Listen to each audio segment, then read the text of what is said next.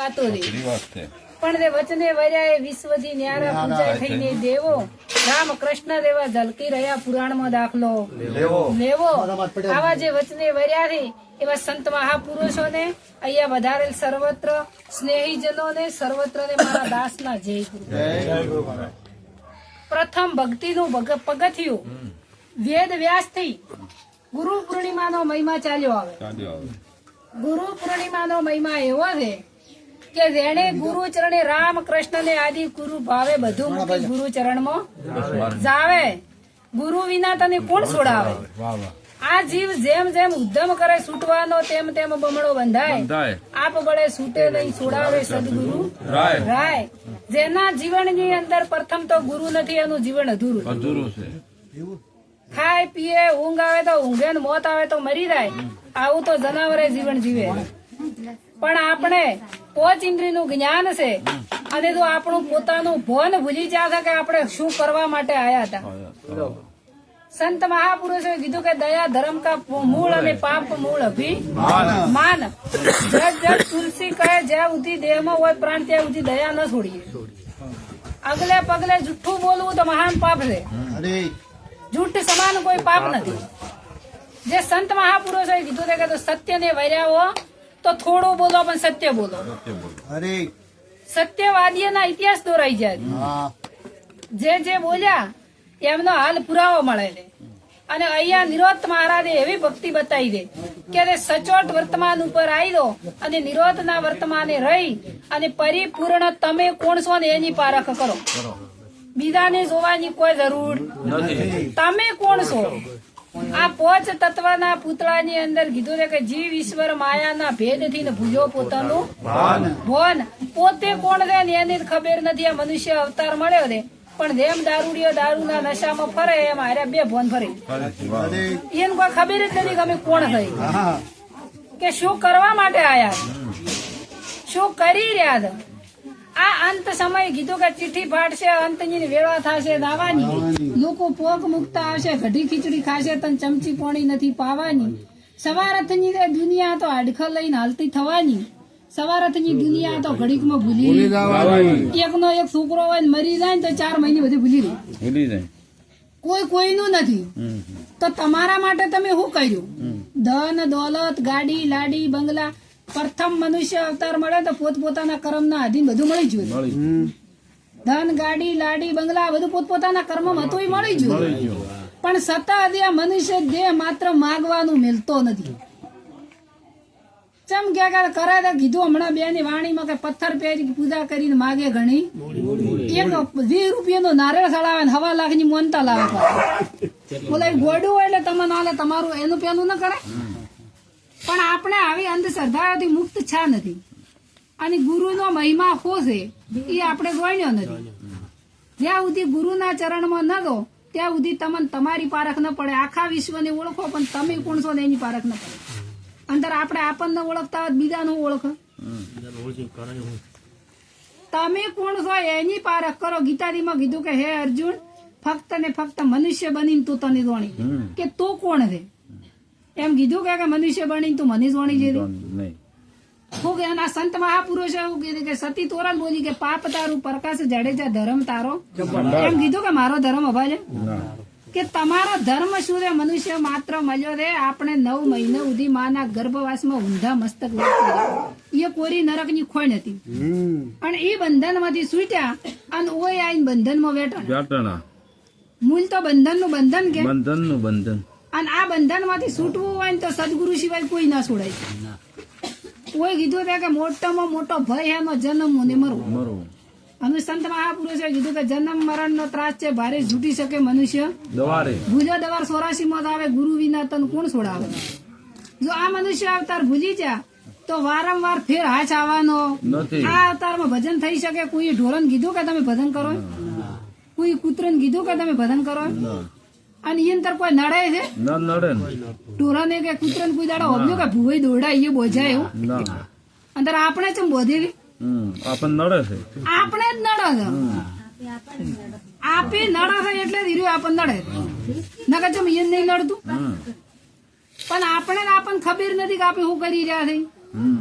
અને કોઈ કીધું કે રાધા હોય કે રંગ હોય પણ કરમ કોઈ છોડવાનું અને કરમ સિવાય કોઈ નડવાનું ખોટું કરો એ આપણને ખબર નથી અને ખોટું કરી ભોગવવું ના પડે સત્તા જોઈ ના સત્તા તો ખોટું કરો તો હીરું કર્મ છોડે અને છતાં આપણે જેટલી બધી બાઉજી કરે કે અમે તો મન ખાવતા નો અવતાર આવે એટલે અમારા જેવું તો કોઈ છે જ પણ આ નોણી ગોમ આપણે નતા તોય હતું આપણે સતોય છે અને આપણે નેવતોય હશે આગળના કેટલાય ડુહાઓમાંથી જતા રહ્યા તો રોમ કૃષ્ણ હાલ્યા તો આ સંસાર તો હાલી રહ્યો અને આપણે કે અમે નવ તમારા ઘરમાં તો જેટલો ગોટાળો વળે આપણે નવ તો આ તો હેડી જ જાય આપણે દાવો બોજો છે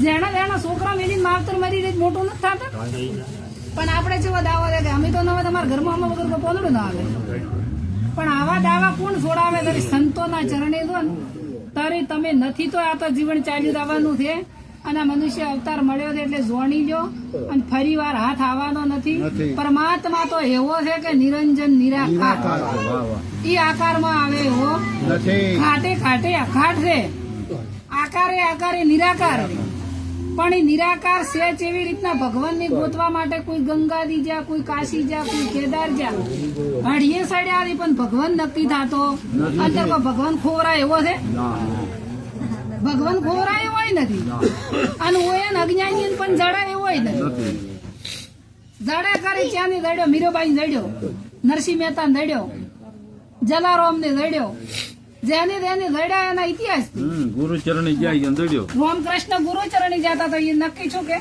કોઈથી રણુદા બધીને 200 ફૂટ જાવું છે ધરા લઈને પણ કોઈ રોમાપીરી કર્યું એવું કરવું છે રોમાપીર ગુરુચરણી જતા નીચિયા ધર્મ અપનાવ્યો અને પાછો કીધું કે નીચિયા ધર્મ તો આદુ નો મેળો પાખંડી પંથડા તો અબરે હુઆ ઈ રોમાપીરી ધર્મ અપનાવ્યો તો નીચ ધર્મ કે તો પોતાનો ધર્મ આપણે પોતાનો ધર્મ હું ગણતા નથી અને ઓઈથી ઠેઠ 200 કિલોમીટર સુધી ઠેઠ રણોદા આવું છે ધરા લઈને લોબુ થવું છે એ જ્યાંથી હું કોઈ રોમાપીર મળે એવા ને આવા હવામાનમાં દૂધો તો કેટલું નુકસાન કારણ બને છે પણ માત્ર જાગૃત થઈ અને રોમાપીરે દાવાની જરૂર નથી તમે પોતે તો રોમાપીર બની ગયો સંતે કીધું કે પશુ કી પનિયા બને નરકા ના હોય કોઈ નર તો એસી કરણી કરે તો નરમાંથી નારાયણ નારાયણ થવરાય પોતે ભગવાન થવરાય પણ એવી કરણી કરો તો પણ આ કોઈને આવી કરણી નથી કરવી અને દૂઠું દૂઠું ખાલી અગરબત્તી જીવા કરી ફોલાય બધું જેવો રોધે માગવું રે કે ઈ અમને ના કોઈ ગોડે એટલે હા પણ આપણે જાગૃત છે નથી પણ જયારે સંતના ચરણે દો તો તમને આવી જાગૃતતા આવે અને આવી અજ્ઞાનતાની ઊંઘ ઉડી જાય કોઈને કોઈ એવું કહેતું હોય તો આ એક ખાલી કુદરતી પવન વાયુ એક જ છે ને બધું આખો વિશ્વ પ્રાણ તત્વના આધારે જીવે આ જે પ્રાણ તત્વ ચાલી રહ્યો છે એ એક જ સાચું તત્વ છે અને આ પ્રાણ તત્વ તો નીકળી જાય તો કોઈની અંદર માતા ધોણવા આવે ના આવે ચમ બીજી માતા મેં ધોણવા આવતી હોય ધીરે ફેર તત્વ મેં ઉભું ન કરી નાખે ઈ તો દીવતી છે ને ઓલો મરી ગયો પણ માતા દીવતી નથી તો ચમ એને લાવતી નથી વણા અંદર પે તો પછી એમાં ન પે પણ આવી અજ્ઞાનતા છે અને આપણે મોની લીધી છે પોતે ધોણે માતા પછી તમે લાવી અને બ્રાહ્મણ અને પ્રાણ પ્રતિષ્ઠા કરાવો જો એ બ્રાહ્મણ એની મૂર્તિ ની અંદર પ્રાણ પૂરતો હોય તો એ પથ્થર ની મૂર્તિ આ શરીર માંથી આ પ્રાણ તત્વ વહી જાય પથ્થર જ છે કે તો આની અંદર પ્રાણ પૂરી ન કે ના પૂરી કે કોઈ તો હગાવાળું હોય તો કોઈ મરવા છે પણ આવી કોઈની તાકાત નથી પણ આ પાખંડ ઉભું કરી અને આ ભ્રતિઓમાં ભૂલા પાડી અને આવા જિજ્ઞાસુ જીવોને બચારાને ફસાઈ નો છે કેમ કે ઓયન તો ખબર નથી ખબર તો વધડો તો હું કરે ભીટકાય કે પણ જેની ગુરુના ચરણે જાતો આ કુટુંબને આ પરિવારને તો લાખો વાર ધન્યવાદ આલું છું કારણ કે મારા ભક્તિનો સહારો બની અને મને તરવાનું નાવ મળ્યું પ્રથમ પહેલા તો ભક્તિ મારા ધનાવાળા ભક્ત મંડળને વંદન કરું છું અને મારા માતા પિતાને કોટી વાર વંદન કરું છું કે એમને મને મનુષ્યનો અવતાર આપ્યો આ અવસર મને મળ્યો અને એ કારણથી આવા સંતોનો મને સહારો મળ્યો કીધું છે કે ભાઈ સાધુ પુરુષનો સંગ ભાઈ મને ભાગે મળ્યો ને મારો કર્મે દડ્યો એવો ઉડી લાજો મને રંગ આવા સાધુ પુરુષનો સંગ ભાઈ મને કોક ભાગ્ય મળ્યો મારા મા બાપે મને જન્મ આપ્યો હતો પણ એવા મારા ભાગ્યના લલાટ એવા સંત મહાપુરુષોનો સંગ લખાયેલો હતો એટલે આવા સંતોનો સંગ છો છે અને આ સંતોના સંગથી એવા આ નોણી ગોમમાં આવતો એવો કુટુંબ પરિવાર પણ મળ્યો છે કે મારું આ નાવડું પાર ઉતરે. બહુ સાગર કરી ભક્તિ કરવી એ કેવું ને કરવું કઠિન છે, કઠિન છે. પણ એવો પરિવાર મળ્યો છે, એવો કુટુંબ પણ મળ્યું છે કે કુટુંબે મને સાથ આલ્યો છે. સાચા. કુટુંબે મારા સાથ સહારા વગર ઓથ વગર વેલો સડતો એમ આ પરિવારેના કુટુંબે આ નોણી ગોમને એવો સાથ આલ્યો છે કે મારી ભક્તિ પરિપૂર્ણ થાય. એવા હું સંતો પાસે આશીર્વાદ માંગુ છું. આ મારું નાવડું ભવસાગરની પાર ઉતરે સદગુરુ.